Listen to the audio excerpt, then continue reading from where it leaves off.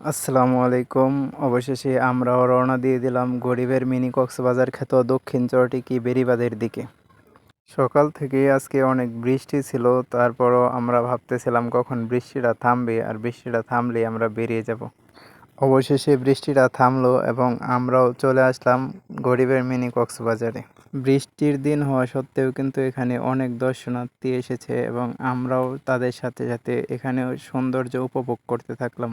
এখানে নদীর পাড়ে হালকা পানি আছে, যেখানে হাঁটলে মনের মধ্যে অসম্ভব ধরনের একটা ভালো লাগা কাজ করে।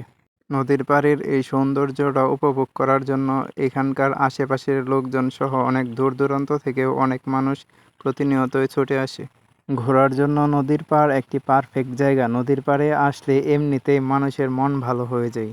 এখানে যতক্ষণ ছিলাম সময়টা আমরা দারুণভাবে উপভোগ করেছি। তারপর ধীরে ধীরে সন্ধ্যা ঘনিয়ে এলো এবং আমাদের সময় শেষ হয়ে এলো এবং এখানেই ভ্রমণটা শেষ হলো।